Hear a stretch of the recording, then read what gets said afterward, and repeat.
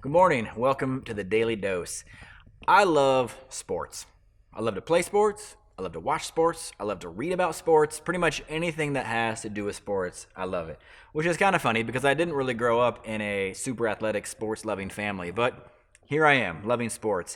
And football is probably my favorite sport. Now, a number of years ago, there was a scandal that ripped through the NFL. It was called Spygate. This was back in 2007, and the New England Patriots, who had previously just won a couple of Super Bowls, they got busted for spying on the sideline of their opponents. They were videotaping the coaches and the opposing team to kind of see what they were doing. Their goal was to gain a competitive advantage. They thought if we could see what they're doing, if we could figure out their hand signals and learn what plays they're calling, then we can call the perfect counterplay and ultimately win the game.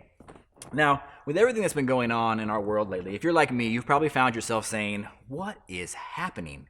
What in the world is going on? And I've even caught myself being a little surprised or caught off guard by what the enemy continues to throw at us. But, it occurred to me that we shouldn't be surprised. We shouldn't be caught off guard.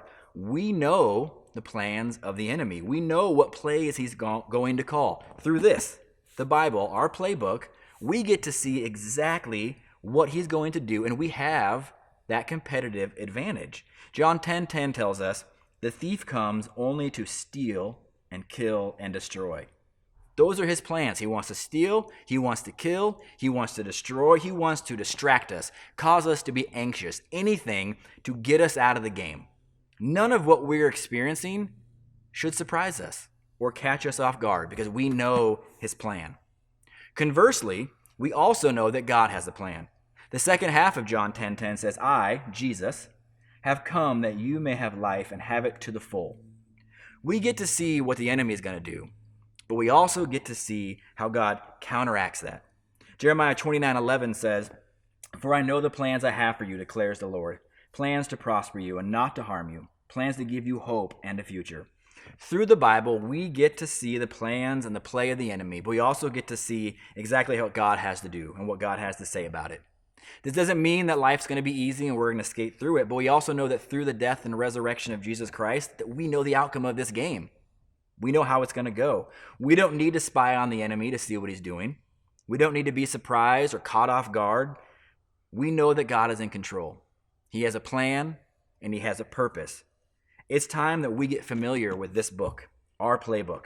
The more time that we spend in it, the more we'll understand exactly how the enemy plans to attack us and how God plans to defend us and ultimately win. Friends, we don't need to worry.